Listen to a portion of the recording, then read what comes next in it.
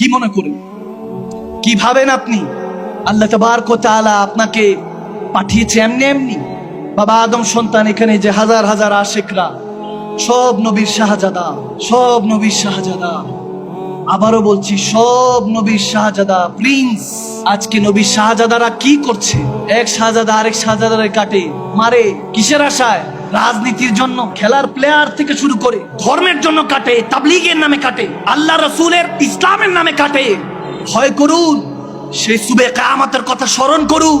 অন্তত সেটার ব্যাপারে যদি না আসে, কবরের কথা স্মরণ করুন।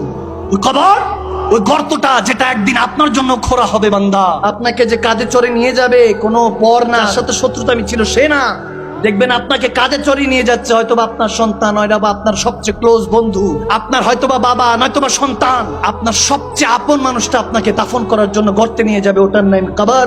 ওটা আপনার পহেলা মঞ্জার, ওটা আপনার অকাত। রব্বে করিম দেখিয়ে দিবে। যখন শিশু অবস্থায় ছিলেন, চোখ ছিল, দেখতে পারতেন না, জুবান ছিল, বলতে পারতেন না, কান ছিল, শুনতে পারতেন না, হাত ছিল, ধরতে পারতেন না, পা ছিল, চলতে পারতেন না। ওয়া ওয়া করে কান্না করেছেন, মা আপনার মুখে খাবার তুলে দিয়েছে। আপনার মাকে খাদেম বানানো হয়েছে। আপনার প্রথম আপনার মা আপনার খেদমত করেছে। বাবা আপনাকে তখন ভালোবেসেছে যখন যেদিন বাবা ডেকেছেন। মা আপনাকে তখন ভালোবেসেছে যেদিন মাটা আপনার চেহারা দেখেছে। আরে দাদা বলেছে আমার মতো, দাদি বলেছে আমার মতো হয়েছে, নানি বলেছে আমার মতো, নানা বলেছে আমার মতো, বাবা থেকে মা পর্যন্ত সবাই বলে আমাদের মতো। আপনি তো হয়েছেন আপনার মতোই, আপনার মতো তার কেউ না। এখনকার মেডিকেল সায়েন্স গবেষকরা রব্বে করিম এমন এক কারুকাজ রেখেছেন হাতের এই বুড়া আঙ্গুলের মধ্যে, এই ফিঙ্গারের মধ্যে এমন এক কারুকালাম রেখেছেন, পৃথিবীতে এই জায়গার মতো কারোর সাথে মিল নাই। এরকম নিখুঁত কারিগর কে? তিনি, যিনি আপনাকে এখনো হাজির নাজের রেখে আপনাকে হায়াত, আপনার রিজিক দিচ্ছে। শুধু টাকা পয়সা রিজিক নয়, আপনাকে যে দেখলে মানুষ সালাম দেয়, এটাও আপনার জন্য রিজিক। আপনার যে অক্সিজেন নিতে পারছেন, এটাও আপনার রিজিক। আপনি যে কথা বলতে পারছেন, এটাও আপনার রিজিক। আরে আপনি যে চলতে পারছেন, আপনি যে খেতে পারছেন, আপনার স্বাদ কেড়ে নিলে জ্বরের মাধ্যমে পোলাও রোস্ট ভালো লাগে না বান্দা। আরে আপনার যখন শরীরের মধ্যে শক্তি থাকে না, সুস্থতা কেড়ে নিলে বান্দা আপনি অসুস্থ হয়ে যান, ডাক্তারের পিছনে দৌড়াদৌড়ি করতে থাকেন।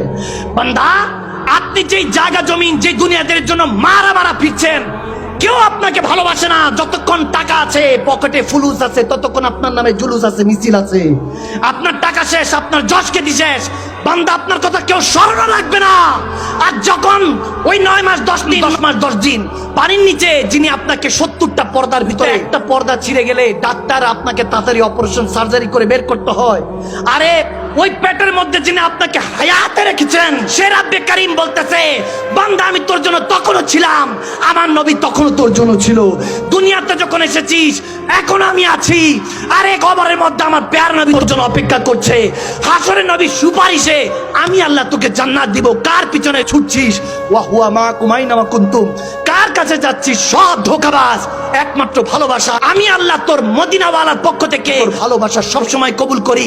ফাত্তাবিউনি আহবিবুকুমুল্লাহ। সেই নবীকে যদি ভালোবাসতে পারিস, আমি আল্লাহ বলতেছি, ওই নবীর হতে পারলে আমি আল্লাহ তোকে বান্দা থেকে বন্ধু বানিয়ে নিব।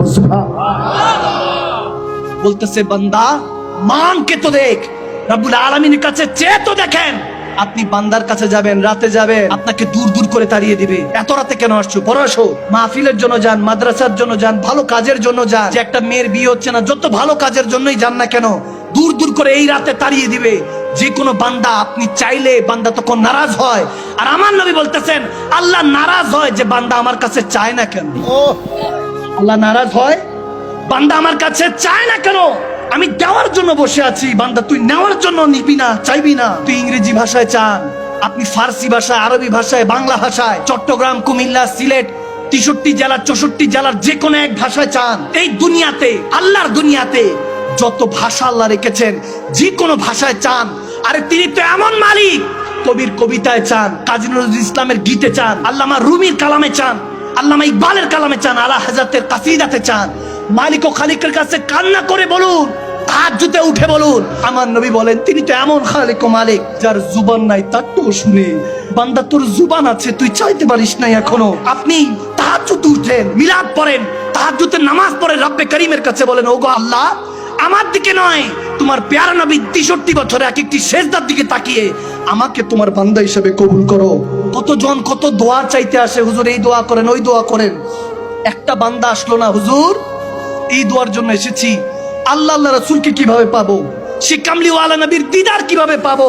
অথচ সেই নবী আমার সাথে দেখা করার জন্য নাকি রব্বি হাবলি উম্মতি বলে এখনো কাঁদছেন মদিনায়। সেই নবী আপনার সাথে খাবে দেখা দিবে, স্বপ্নে দেখা দিবে, আপনার সিনা মদিনার আয়না হয়ে যাবে, আপনি সেজদা দিতে দেরি হবে না, রব্বে করিম 70,000 পর্দা সরিয়ে দিবে। আসসালাতু মি'রাজুল মুমিনিন, ওই নামাজ বান্দা আপনার জন্য মেরাজ হয়ে যাবে, আপনি আল্লাহ তাবারক ওয়া তাআলা দিদার পেয়ে যাবেন। সুবহানাল্লাহ।